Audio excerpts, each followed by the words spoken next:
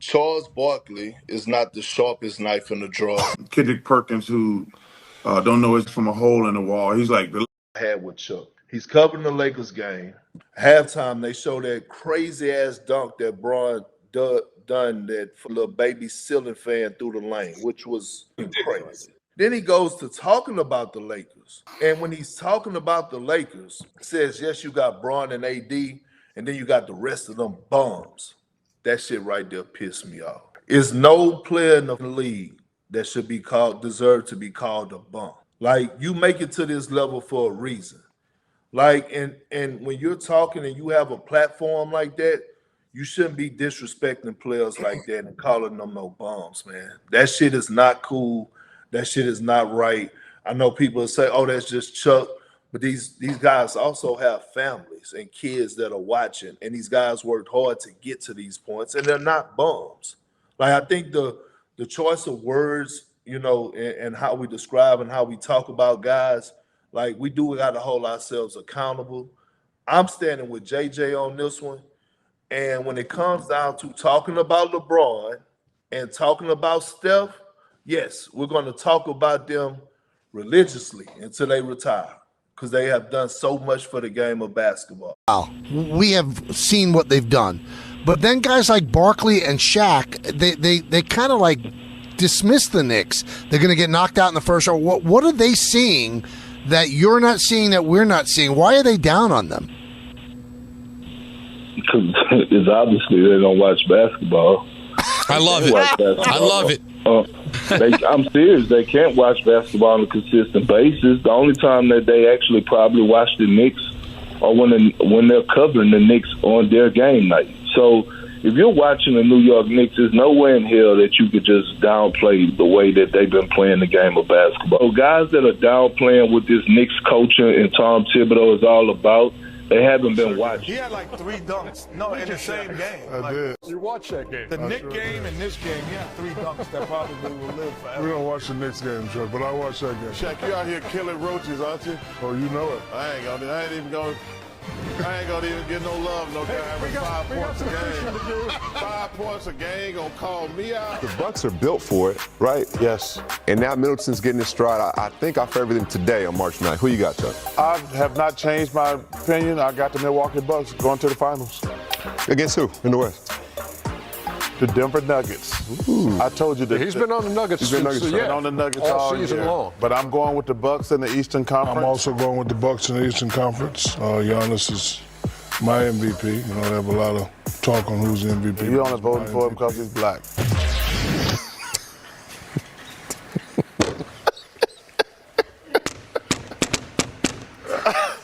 Okay. All right, Save Chuck. us, Ernie. Some situations beyond saving. Can't always save it when the Chuckster comes off the top rope, as he just did. I saw it on the internet. It's got to be true. Anything you see on the internet is true, America.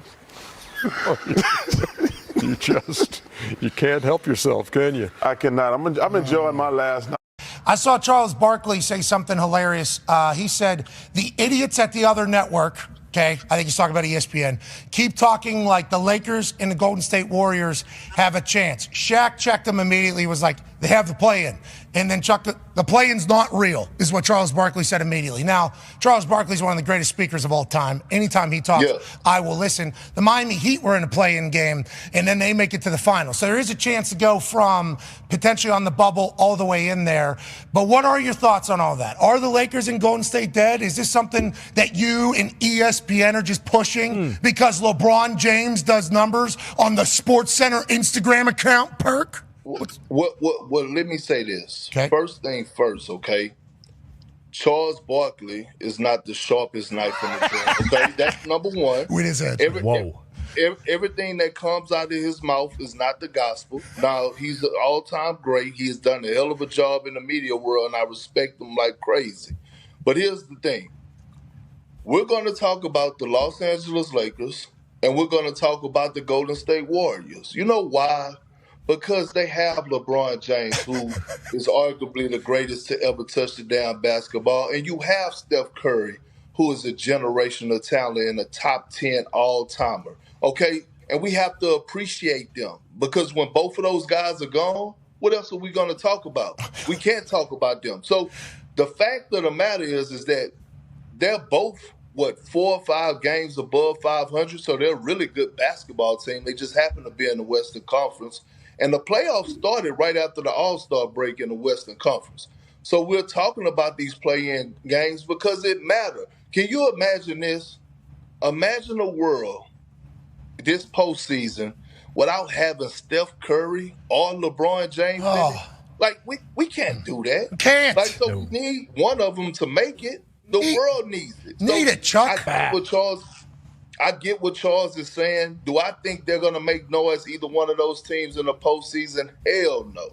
But at the end of the day, we have to appreciate who the hell is on that team. I agree. That's Steph and that's Braun. I agree completely. I understand exactly what you're saying. I also understand what he was saying in this entire thing. You know what? Look, my playing day's over, okay? And I changed my life, but I'm never backing down from a competition. What I will challenge Charles Barkley to, though, is a three-point shootout. Wait, with you? At Chuck? Me and Chuck. Okay. Yeah, that's what we can do. We don't need much to do that. Let's see it. Yeah. I enjoyed it. The only problem I had with it is that don't call me no damn roach, bro.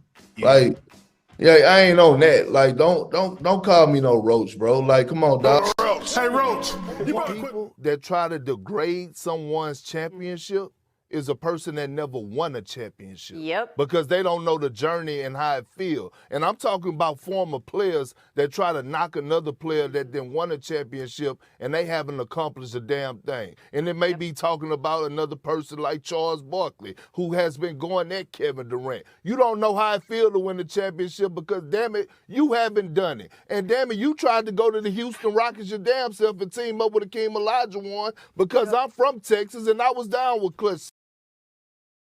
You were critical of Kerr, and you said that that team should not be tested. And Kendrick Perkins said that was an asinine take. That of course they should be tested. Listen, don't bring up a guy who averaged 5 points a game. I'm not going to stoop to his level. You average 5 points a game, shut the hell up. Well, first of all, Max, who is we? Because I never said that it was a must that he needed to play. Matter of fact, I was one of the guys, if you go back to the Golden State days when Kevin Durant played, that I said he didn't need to play. Why? Because he was still injured when Kevin Durant played with Golden State and he strained his Achilles. I said, don't play. You have nothing else to prove. And the same with Anthony Davis. We're talking about a guy who just came off of winning his first championship. What the hell do you have to prove to go out there and play hurt to the world? And then, hey, look, Charles Barkley, calling the man street clothes. See, that's the problem that we have in today's game, okay, that they didn't have back then, was that we have social media. We have so many outlets where these guys can see what people are saying about them to put the pressure on them to go out there for 5 minutes like Anthony Davis did last night and show the world that he was too hurt to play. This is not golf. This is not where you have a court where you can have somebody driving you around or you walk to a hole and swing some clubs or something. You need your legs. And the man clearly didn't have his legs. So in my opinion, when I look at Anthony Davis and look at what he did last night, it wasn't about the Lakers. It wasn't about trying to go out there and help his team win. He went out there to try to please people and show people that don't even matter. That don't matter. Like, you have nothing to prove to the world. Nothing. You just won a championship. And at the end of the day, I want to talk about this, Stephen A. To your point about Anthony Davis getting in the gym. You're 100% right. Because you're right there under LeBron James. He shows you on a day-to-day basis a guy that been on the team with LeBron James, and watch how he operates and watch how he moves throughout the course of the day, taking care of his body, getting in the gym early, hitting the weight room, doing things to that nature, his diet and hiring in the chef. Anthony Davis, you have to elevate to that aspect. Right. This offseason is huge for him. You want to see a transformation in his body. Right. And Stephen A., you was dead on with that point.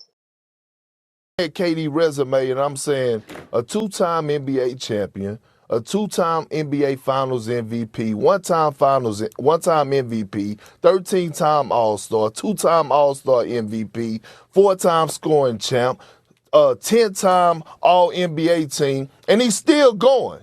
And he's still going. We're talking about arguably the greatest scorer to ever play the damn game of basketball. And I get it. We keep talking about, Barkley keep talking about this bus driver comment and things to that nature.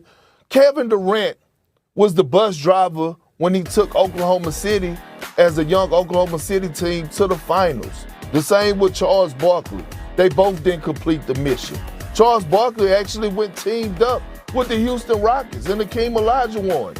They couldn't complete the mission. Kevin Durant went teamed up with the Golden State Warriors. He actually got it done. Now, if some people feel some type of way about that, like myself at times, but the one thing that I do know is that when you go and team up with Steph Curry and Klay Thompson, it's more pressure added on you.